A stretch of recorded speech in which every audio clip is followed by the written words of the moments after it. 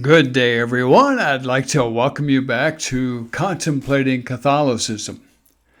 Today, I'd like to consider the crumbling golden calf of consumerism.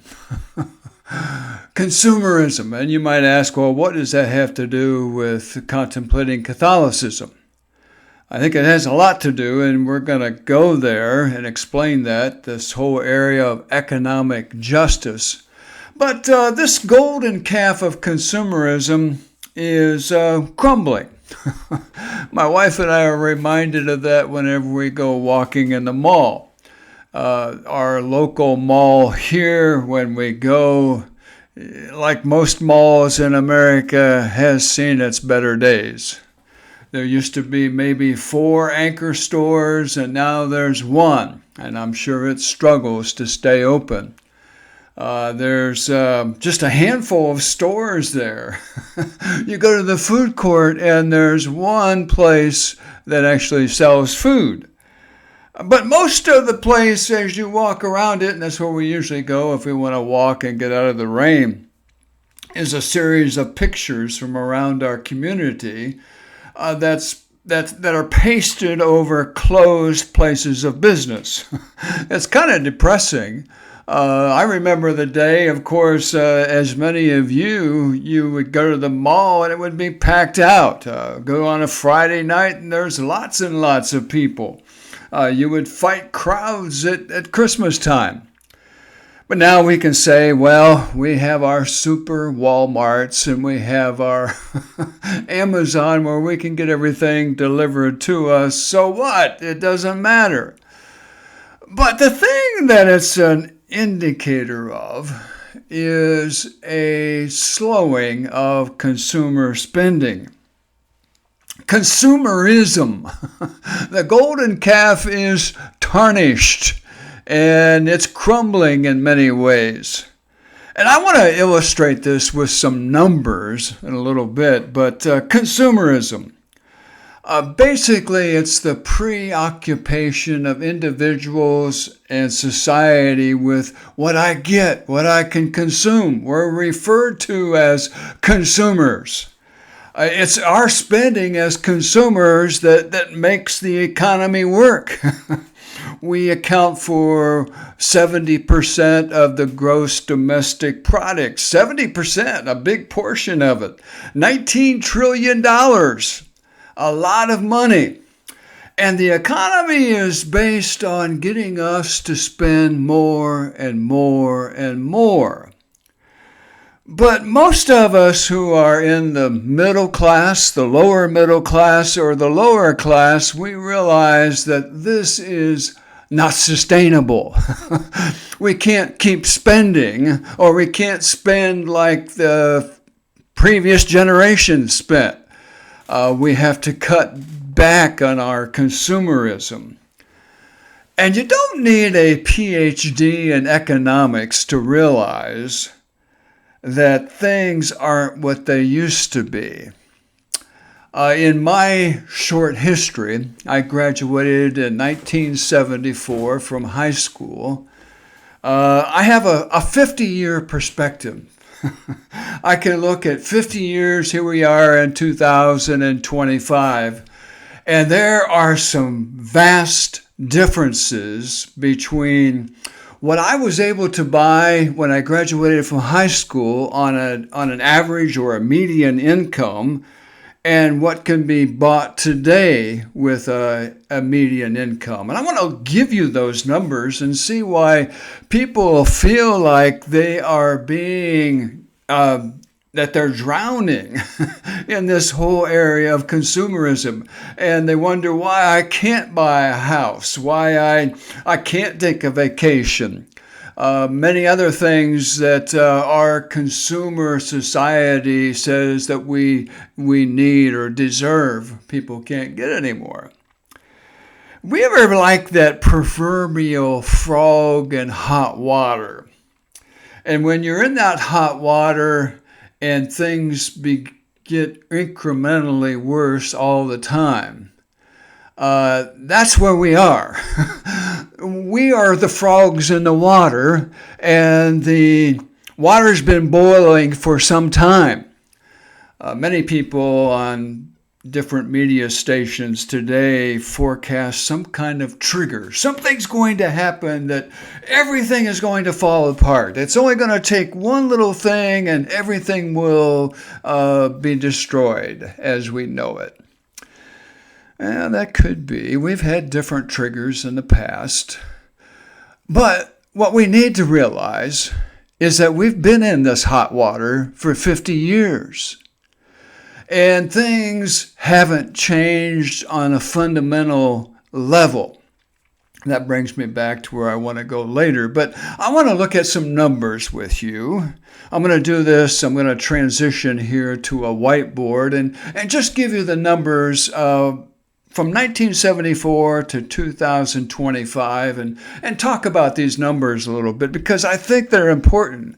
I can understand why many of you young people who are in a lower middle class situation, you cannot make it.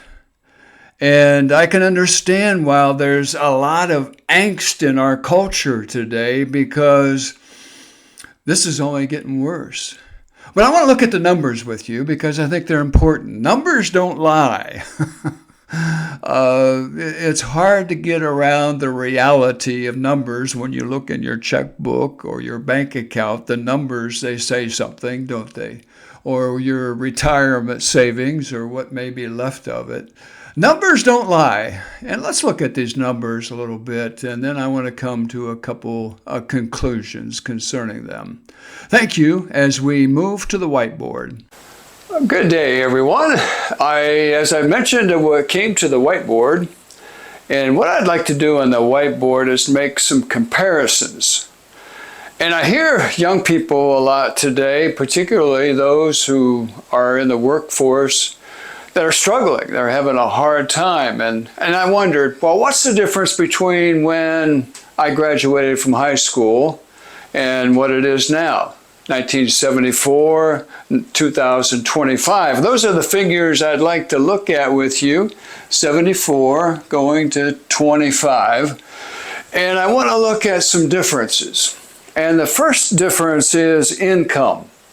The median income back in 1974 was this amount of money, 11,000. I just put 11K. 11K, $11,000 was the median household income. And the household income today is 75K. So you may be thinking, well, you know, it must be easier to live today, right? 75,000 for a median income, whereas we only made 11K back in 1974, the median income. But the big difference is the expenses, what it costs to live. And the first big expense, of course, that most people have is either rent or if you're trying to buy a house. And if you bought a house back in 1974, the median price was $39,000. $39,000. And the median price of a home today is $410K. Depending on the area of country you're at, some less than that, some are more expensive than that. But think about the difference here, first of all. If you look at the difference of income, it's about 7 times as much now. But the housing prices between then and now, you're looking at 10 times the difference. But then let's move to another category, and that is the car. The car back here you could buy for $4,500. For a new car, a new car today is about $45,000, $45K. So it's about 10 times as much. Of course, you could buy a used car too. A good used car is still going to cost you a big chunk of change. But it's about 10 times the difference. But again, you have an income difference per household, median income of 7 times as much. But the big difference comes in this area. The average tuition for 4-year college between 1974 and 2025, the average tuition was $512 in 1974. $512. I'm talking about total for the year. That was your tuition. Clemson right now, if you went to Clemson, it's $15,000 a year. The average across state college is $12K. So you're looking at a difference of about 20 times as far as tuition in a college, a 4-year state college, compared to 74 and today. And you wonder why there's student debt, lots of student debt. When I went to college, I had a basic educational opportunity grant, BEOG. That took care of tuition and some living expenses, but it took care of tuition 100%. We also had, again, the living expenses, but that doesn't work anymore. And it's no wonder there's a proliferation of student debt. Or how about here, having a child? Having a child back in 1974 would cost you $1.5K at the hospital. I remember one of our children, when they were born, there were a couple hospitals that were competing with each other, and it was super cheap. But the average cost, we just had a couple of new grandchildren. The average cost today for a childbirth is $19,000 out of pocket. If you don't have any insurance, that's what it would cost you. But most people's insurance doesn't cover a big portion of that anymore. Or how about food? In 1974, the average food budget for a month was $140. What it would cost you a month if you wanted to buy groceries, put groceries on the table. Today, it's between 1 and 1.5K for the month. I know I have one daughter that has 3 children, and I imagine that their budget is probably a little closer to this end of it. It costs lots of money anytime you go to the grocery store. But what I'd like to point out are the discrepancies, what you could buy in 1974 and how far it goes today on a median income. It doesn't go nearly as far as what it used to.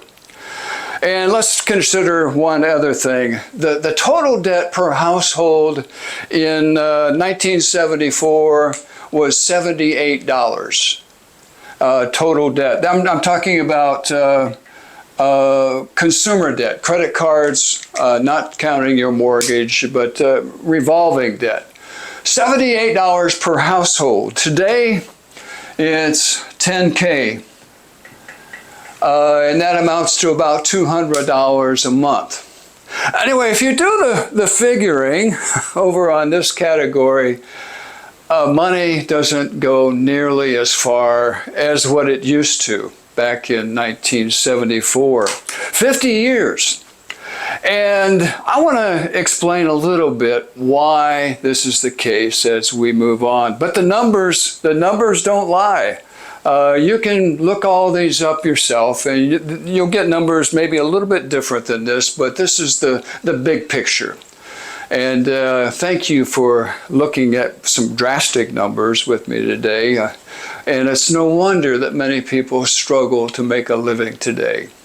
Thank you. Welcome back, everyone. So I crunched the numbers. I figured out the monthly expenses from 1974, what you might pay with your house payment, and if you might have a small car payment. Many people didn't have car payments in those days.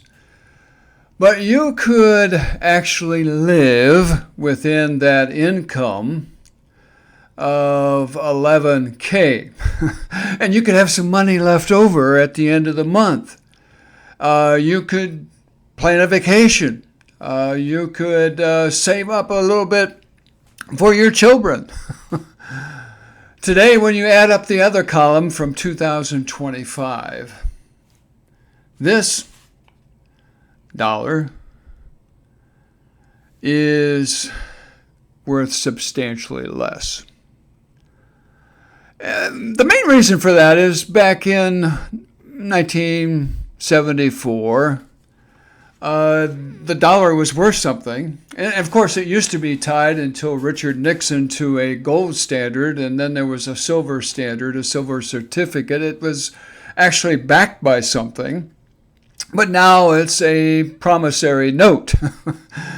And the promise that it gives is a whole lot less than what it used to be. And you can prognosticate why this is the case. But one of the realities you have to come to is that government debt today is at $37 trillion, over 100% of the gross domestic product. We are in debt of that through government spending. And the more that the government spends, the less this is worth anything. And just simply taking all the money from the billionaires and bringing it down to the bottom isn't going to help either. If you took all of the assets of the billionaires in America, it amounts to $6.72 trillion. It's a substantial amount. But comparing it to 37 trillion debt, where is the main problem? It doesn't take a brain surgeon to figure it out. The more money we print, the less it's worth, and the more it hurts consumers, because we're the ones trying to make a living. All this gets back to what I really want to give the next time, and that is economic justice. There's a whole lot of economic injustice that's gone on for the last 50 years.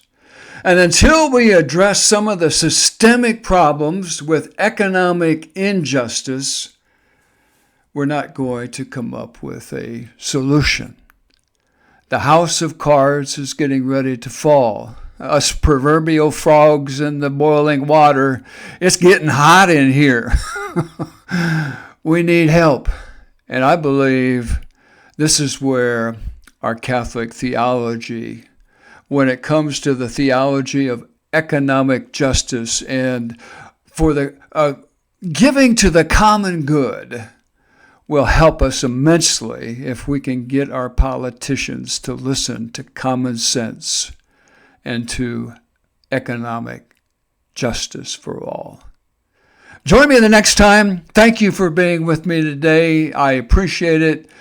And I hope you can keep making this stretch as much as possible. The problem is it doesn't only stretches so far, I know.